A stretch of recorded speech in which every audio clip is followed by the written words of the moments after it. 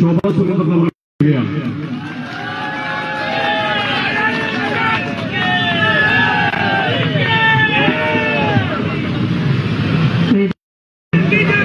ആരാധനായ ശ്രീമാൻ കുമ്മനം രാജശേഖരൻ അവർ, ആരാധനായിട്ടുള്ള ശ്രീ കൃഷ്ണദാസേട്ടൻ, നമ്മുടെ എല്ലാവരുടെയും പ്രിയപ്പെട്ട സംസ്ഥാന അധ്യക്ഷൻ ശ്രീ സുരേന്ദ്രൻ അവർ, എന്റെ സഹപ്രവർത്തകർ ശ്രീമതി രാജീവ് പ്രസാദ്, ശ്രീമതി TP സിന്ധുമോൾ, NDAയുടെ നേതാക്കന്മാർ ശ്രീ രഞ്ജിത്ത്, എന്റെ പ്രിയപ്പെട്ട സഹപ്രവർത്തകരെ, രണ്ട് കാര്യങ്ങൾ മാത്രമാണ് ഞാൻ ഇവിടെ ഈ വൈകിയ വേളയിൽ സംസാരിക്കാൻ ആഗ്രഹിക്കുന്നത്. ഒന്ന്, ഭാരതീയ ജനതാ പാർട്ടി നമ്മൾ നേതൃത്വം കൊടുക്കുന്ന NDA സഖ്യം നമ്മൾ വിചാരിച്ചാൽ ഒന്നും നടക്കില്ല എന്നുള്ള രീതിയിൽ കേരളത്തിന്റെ ഭരണപക്ഷവും പ്രതിപക്ഷവും നമ്മളെ എല്ലാവരെയും ആക്ഷേപിക്കാനും അധിക്ഷേപിക്കാനും ശ്രമിക്കുമ്പോൾ നമ്മൾ ഓരോ പ്രവർത്തകന്മാരും എണീറ്റ് നിന്നുകൊണ്ട് കേരളത്തിന്റെ മുഖ്യമന്ത്രിയെ നോക്കി പറയുന്നത്, VD സതീശനെ നോക്കി പറയുന്നത്, ഞങ്ങൾ തീരുമാനിച്ചതൊക്കെ ഞങ്ങൾ കേരളത്തിന്റെ മണ്ണിൽ നടപ്പിലാക്കിയിട്ടുണ്ട്. കാരണം നമ്മൾ ഇന്നും ഇന്നലെയും തുടങ്ങിയതല്ല, അധികാരത്തിന്റെ ഇടനാഴികളിലൂടെ നടന്നിട്ടല്ല യുവമോർച്ച എന്ന് പറയുന്ന പ്രസ്ഥാനത്തെ കേരളത്തിൽ നമ്മൾ കരുപിടിപ്പിച്ചിട്ടുള്ളത്. ഭാരതീയ ജനതാ പാർട്ടിക്ക് 10 പേർ കൊണ്ടുപിടിക്കാൻ ഇല്ലാത്ത കാലഘട്ടത്തിൽ നമ്മൾ എല്ലാവരും ഒരുമിച്ച് തുടങ്ങിയിട്ടുണ്ടെങ്കിൽ കഴിഞ്ഞ അസംബ്ലി തെരഞ്ഞെടുപ്പിലും അതിനു മുൻപുള്ള അസംബ്ലി തെരഞ്ഞെടുപ്പിലും ഞാൻ ഉൾപ്പെടെ ശ്രീമാൻ സുരേന്ദ്രൻ ഉൾപ്പെടെയുള്ള 7 പേരെ കേരളത്തിന്റെ നിയമസഭയുടെ പുറത്ത് 2ാം സ്ഥാനത്ത് നിർത്താൻ വേണ്ടി കോൺഗ്രസും മാർക്സിസ്റ്റ് പാർട്ടിയും ഒന്നായിട്ടുണ്ടെങ്കിൽ ഈ വരാൻ പോകുന്ന പാർലമെന്റ് തെരഞ്ഞെടുപ്പിൽ നമ്മൾ തീരുമാനിച്ചത് നമ്മൾ കേരളത്തിന്റെ മണ്ണിൽ നടപ്പിലാക്കിക്കുമെന്നുള്ള പ്രതിജ്ഞയുമായിട്ടാണ് ഈ യാത്ര കാസർഗോഡ് നിന്ന് ഈ യാത്ര തുടങ്ങുന്നത്. ഈ യാത്രയ്ക്ക് ഒരു ലക്ഷ്യമുണ്ട്. ഈ യാത്ര പാവപ്പെട്ടവർക്ക് വേണ്ടിയിട്ടാണ്. നേരത്തെ കുമ്മനം രാജേട്ടൻ പറഞ്ഞില്ലേ, ഒരു പാവപ്പെട്ട അമ്മച്ചി പിച്ചച്ചട്ടിയും എടുത്തുകൊണ്ട് കേരളത്തിന്റെ മുന്നിൽ നടന്നപ്പോ ആ അമ്മയുടെ കൈപിടിക്കാൻ ഭാരതീയ ജനതാ പാർട്ടി മാത്രമേ ഈ കേരളത്തിന്റെ മണ്ണിൽ ഉണ്ടായിരുന്നുള്ളൂ. ആ അമ്മയെ ശ്രീമാൻ നരേന്ദ്രമോദിജി വന്ന സ്റ്റേജിൽ ആ അമ്മ നമ്മളോടൊപ്പം ഒരുമിച്ച് വരികയുണ്ടായി. പാർശ്വവൽക്കരിക്കപ്പെട്ടവർക്ക് വേണ്ടി ശ്രീമാൻ കുമ്മനം രാജേട്ടൻ സംസ്ഥാന പ്രസിഡന്റ് ആയിരിക്കുന്ന സമയത്ത് ഇവിടെ ഇരിക്കുന്ന മുഴുവൻ ഞങ്ങളും ഒരുമിച്ച് നടന്നുകൊണ്ട് കേരളത്തിന്റെ തെരുവീതിയിൽ നമ്മൾ ഉയർത്തിയ ഒരു മുദ്രാവാക്യമുണ്ടായിരുന്നു, ഭൂമിയില്ലാത്തവർക്ക് ഭൂമിയും കുടിവെള്ളമില്ലാത്തവർക്ക് കുടിവെള്ളവും ഭക്ഷണമില്ലാത്തവരെ ഭക്ഷണവും എത്തിക്കാൻ. അന്ന് നമുക്ക് പ്രിയപ്പെട്ടവരെ, നമ്മുടെ ഈ രാജ്യത്തിന്റെ ഭരണകൂടത്തിന്റെ കാവൽക്കാരനായ ശ്രീമാൻ നരേന്ദ്രമോദിയുടെ സഹായ സഹകരണങ്ങൾ ഇന്നത്തെ പോലെ ഉണ്ടായിരുന്നില്ല എങ്കിൽ ഇന്ന് ജഗദീശ്വരൻ കനിഞ്ഞനുഗ്രഹിച്ചുകൊണ്ട് ഇസ്ലാം മതത്തിൽ വിശ്വസിക്കുന്നവരും ക്രിസ്ത്യൻ മതത്തിൽ വിശ്വസിക്കുന്നവരും നമ്മൾ ഹിന്ദു മതത്തിൽ വിശ്വസിക്കുന്നവരും പറയുകയാണ്, രാഷ്ട്രീയം എന്നുള്ളത് രാഷ്ട്രത്തെ സംബന്ധിക്കുന്നതാണ്, മതം എന്നുള്ളത് നന്മയിലേക്ക് നയിക്കാനുള്ള പാദം മാത്രമാണ്.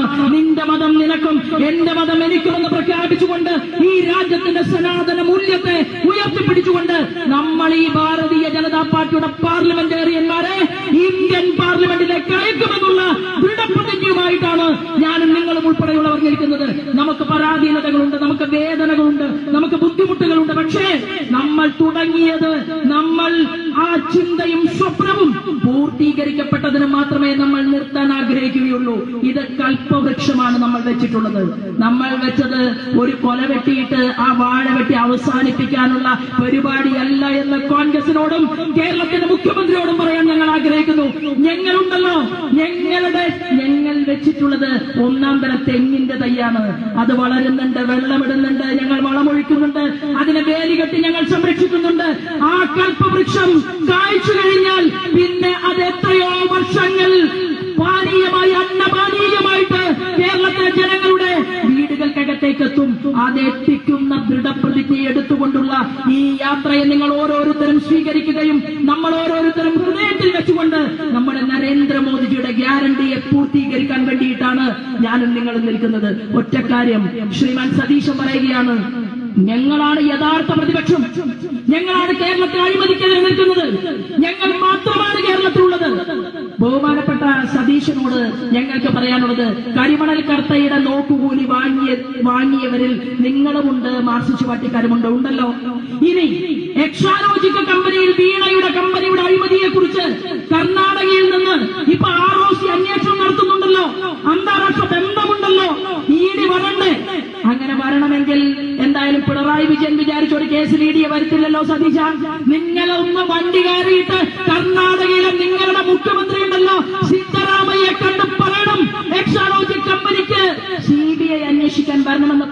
ആർജവം സതീശനുണ്ടോ? സതീശൻ നിയമസഭയ്ക്കകത്ത് BJP-യെ വെല്ലുവിളിക്കുന്നു, പുറത്തും BJP-യെ വെല്ലുവിളിക്കുന്നു. പക്ഷേ സതീശന്റെ പാർട്ടിക്ക് MLA ഉണ്ടായിരുന്നു, MP ഉണ്ടായിരുന്നു, മന്ത്രിമാരുണ്ടായിരുന്നു. പക്ഷെ നിങ്ങൾക്കും എനിക്കും നമ്മൾക്കും ഇതൊന്നും വേണ്ട.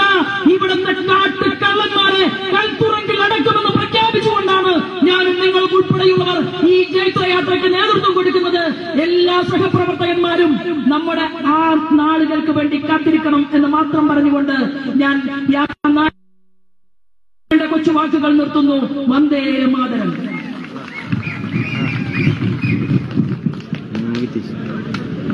പ്രിയമുള്ളവരെ, ദേശീയ ജനാധിപത്യ സഖ്യത്തിന്റെ നേതൃത്വത്തിൽ നടക്കുന്ന ഈ കേരള പദയാത്രയുടെ സമാപന സമ്മേളനത്തിൽ നന്ദി അറിയിക്കുന്നതിനു വേണ്ടി നമ്മുടെ ഏവരുടെയും പ്രിയങ്കരനായ സംസ്ഥാന പ്രസിഡന്റ് ശ്രീ കെ സുരേന്ദ്രൻ അവർകളെ ക്ഷണിക്കുകയാണ്.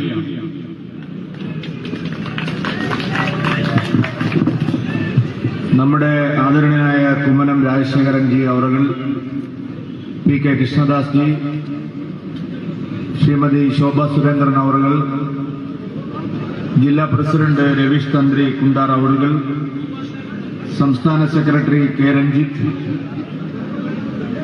കാമരാജ് കോൺഗ്രസിന്റെ നേതാവ് സന്തോഷ് കാളിയത്ത്, പാർട്ടിയുടെ സംസ്ഥാന വക്താവ് TP സിന്ധുമോൾ, സംസ്ഥാന സെക്രട്ടറി രേണു സുരേഷ്, ശ്രീധരൻ പൊതുവാൾ, സന്നിഹിതരായിട്ടുള്ള മറ്റ് നേതാക്കളെ, സഹോദരി സഹോദരന്മാരെ, സുഹൃത്തുക്കളെ, നല്ലവരായ നാട്ടുകാരെ, എല്ലാവർക്കും എന്റെ വിനീതമായ നമസ്കാരം. സമയം വളരെ വൈകി, ഞാൻ ഒരു പ്രസംഗത്തിന് മുതിരുന്നില്ല. ശോഭാ സുരേന്ദ്രനും ശ്രീ കുമ്മനം രാജേട്ടനും ഈ യാത്രയുടെ ഉദ്ദേശങ്ങളെ സംബന്ധിച്ച് വിശദമായി സംസാരിച്ചു.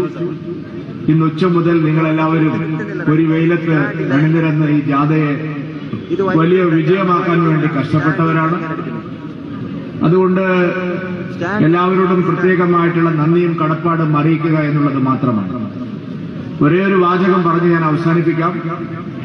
മോദിയുടെ ഗ്യാരണ്ടി ഏതെങ്കിലും ഒരു മതവിഭാഗത്തിന് വേണ്ടിയുള്ള ഗ്യാരണ്ടിയല്ല. മോദിയുടെ ഗ്യാരണ്ടി ഏതെങ്കിലും ഒരു ജാതിക്ക് വേണ്ടിയുള്ള ഗ്യാരണ്ടിയല്ല. മോദിയുടെ ഗ്യാരണ്ടി ഏതെങ്കിലും ഒരു പാർട്ടിക്കാരന് വേണ്ടിയുള്ള ഗ്യാരണ്ടിയല്ല.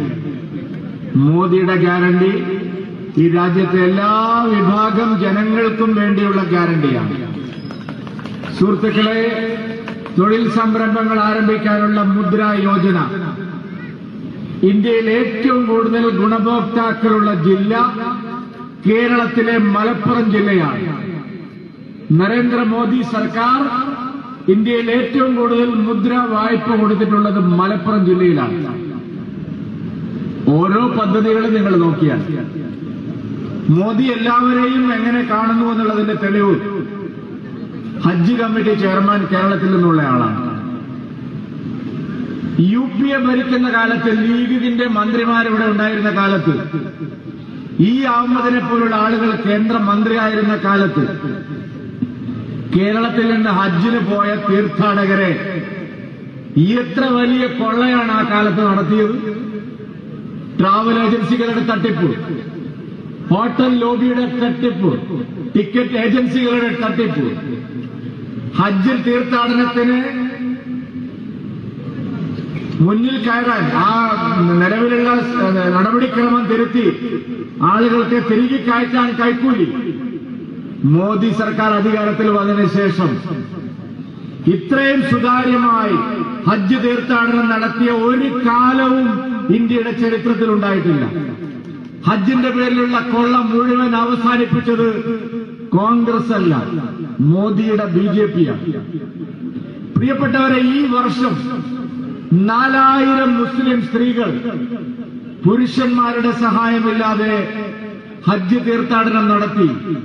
മോദി കാരണം പുരുഷന്മാരുടെ സഹായമില്ലാതെ 4000 സ്ത്രീകൾ മക്കയിൽ ചെന്ന് ഹജ്ജ് കർമ്മം നടത്തിയത് നരേന്ദ്രമോദി ഇന്ത്യയുടെ പ്രധാനമന്ത്രിയായിരിക്കുന്നത് കൊണ്ടാണ്. കോൺഗ്രസിന് പ്രിയപ്പെട്ടവർ, ഈ രാജ്യത്ത് എല്ലാ മതവിഭാഗങ്ങളിൽപ്പെട്ടവർക്കും മോദി എത്രമാത്രം പ്രിയങ്കരനാണ് എന്നുള്ളതിന്റെ തെളിവ് നിങ്ങൾക്കറിയണമെങ്കിൽ കഴിഞ്ഞ ആഴ്ച സൗദ് ഇവിടെ വന്നിരുന്നു.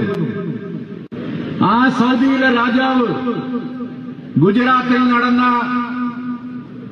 ഇൻവെസ്റ്റേഴ്സ് മീറ്റിൽ പങ്കെടുക്കാൻ വേണ്ടി സൗദി രാജാവ് വന്നപ്പോൾ ആ ദൃശ്യങ്ങളും ചിത്രങ്ങളും നിങ്ങൾ കണ്ടിട്ടുണ്ടാവും. നരേന്ദ്രമോദി എന്ന് പറയുന്ന ലോകാരാധ്യനായ പ്രധാനമന്ത്രിയെ ഇസ്ലാമിക ലോകം എങ്ങനെയാണ് ആദരിക്കുന്നത് എന്നുള്ളതിന്റെ ഏറ്റവും വലിയ തെളിവാണ് അന്ന് നാം ഗുജറാത്തിൽ കണ്ടത്. പ്രിയപ്പെട്ടവരെ, അയോധ്യയിലെ രാമക്ഷേത്രത്തിന്റെ പ്രാണപ്രതിഷ്ഠയെ പങ്കെടുക്കാൻ പാടില്ലെന്ന് പറഞ്ഞ് എതിർക്കുന്ന കോൺഗ്രസുകാരോട് ചോദിക്കണം, നരേന്ദ്രമോദിയുടെ ഇന്ത്യയിൽ ആ ഇന്ത്യയിലെ പ്രധാനമന്ത്രിയായ അദ്ദേഹം ഇരിക്കുമ്പോൾ ലോകത്ത് ഏറ്റവും മനോഹരമായ ഒരു ഹിന്ദു ക്ഷേത്രം പണിയുകയാണ് സൗദി അറേബ്യയിൽ. ആർക്കാണ് അറിയാത്തത്? അതിന്റെ നിർമ്മാണ പ്രവർത്തനങ്ങൾ പൂർത്തിയായി കഴിഞ്ഞു. അയോധ്യയിലെ പ്രാണപ്രതിഷ്ഠ പോലെ അതിന്റെ ഉദ്ഘാടന കർമ്മവും നാം കാണാൻ പോവുകയാണ്. അതാണ് നരേന്ദ്രമോദിക്ക് ലോകത്തുള്ള സ്ഥാനം. ഇവിടുത്തെ കോൺഗ്രസുകാരും കമ്മ്യൂണിസ്റ്റുകാരും പറയുന്നത് കേട്ട് മുസ്ലിം സഹോദരന്മാർ അതിന്റെ പിന്നാലെ തുള്ളിയാൽ അവർക്ക് നഷ്ടപ്പെടാനുള്ളത് അവരുടെ ഉന്നമനമാണ്, പുരോഗതിയാണ്, വികസനമാണ് എന്ന് പറയാൻ ഞാൻ ആഗ്രഹിക്കുകയാണ്.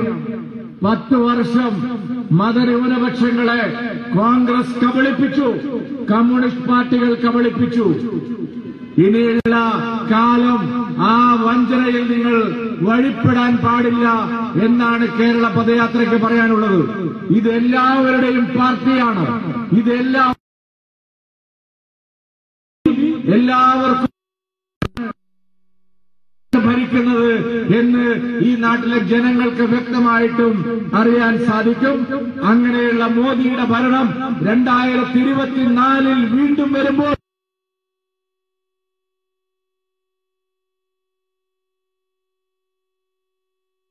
ഈ നാട്ടിലെ ജനങ്ങൾ തയ്യാറാവണം. നിങ്ങൾ ഒരാളെ അയച്ചല്ലോ,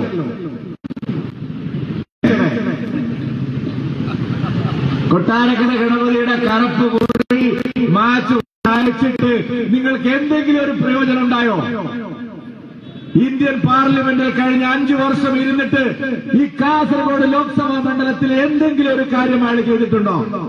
നരേന്ദ്രമോദി ഉണ്ടാക്കിയ നാഷണൽ ഹൈവേ ഞാൻ ഉണ്ടാക്കിയതാണെന്ന് പറഞ്ഞ് ഫ്ലക്സ് ബോർഡ് വെക്കുന്ന ഉണ്ണിച്ചന്റെ പണി ഈ നാട്ടിലെ ജനങ്ങൾ അംഗീകരിച്ചു കൊടുക്കരുത്. ഇവിടെ PK കൃഷ്ണദാസ്ജിയും വി മുരളീധരൻജിയും കുണ്ടാർ രവീഷ് തന്ത്രിയുമെല്ലാം ഡൽഹിയിൽ പോയി നിതിൻ ഗഡ്കരിയെ കണ്ട് ഇവിടെ പണിത ഈ ഓവർ ബ്രിഡ്ജുകളും അണ്ടർപാസുകളുടെയും ഒക്കെ അടിയിൽ ഉണ്ണിച്ചന്റെ ഫോട്ടോ വെച്ച് ഇത് അയാളുണ്ടാക്കിയതാണെന്ന് പറയുന്ന നാണം കെട്ട പണി അവസാനിപ്പിക്കണം. എന്താണ് ഈ കാസർഗോഡിന്റെ വികസനത്തിന് ഉണ്ണിച്ചൻ ചെയ്തത്? മെഡിക്കൽ കോളേജ് വികസിച്ചോ? വിദ്യാഭ്യാസ രംഗത്ത് പുതിയ സ്ഥാപനങ്ങൾ വന്നോ? എന്തിനൊരു ആദർശ ഗ്രാമം ഒരു MP-യുടെ മര്യാദയ്ക്ക് ഈ കാസർഗോഡ് മണ്ഡലത്തിൽ ഉണ്ടാക്കാൻ ഉണ്ണിച്ചന് കഴിഞ്ഞു. അതുകൊണ്ട് വർഗീയതയുടെ പേരിൽ, മതേതരത്വത്തിന്റെ പേര് പറഞ്ഞ് ഈ ഉണ്ണിച്ചന്മാരെയും കമ്മ്യൂണിസ്റ്റുകാരെയും പാർലമെന്റിലേക്ക് അയക്കുന്നവർക്ക് വികസനമില്ലാത്ത നാടായി തുടരേണ്ടി വരുന്ന ഗതികേടാണുള്ളത്. അതിനെതിരായിട്ടാണ്, അത് മാറ്റാനാണ് മോദിയുടെ ഗ്യാരണ്ടി പുതിയ കേരളം എന്നുള്ള സന്ദേശവുമായി ഈ പദയാത്ര മുന്നോട്ട് പോകുന്നത്. ഇവിടെ ഈ വൈകിയ വേളയിലും നിങ്ങൾ നൽകിയ ഊഷ്മളമായ സ്വീകരണത്തിന് എല്ലാവിധ നന്ദിയും പ്രകാശിപ്പിച്ചുകൊണ്ട് അവസാനിപ്പിക്കുന്നു. പോലെ ഭാരത് മാതാ കി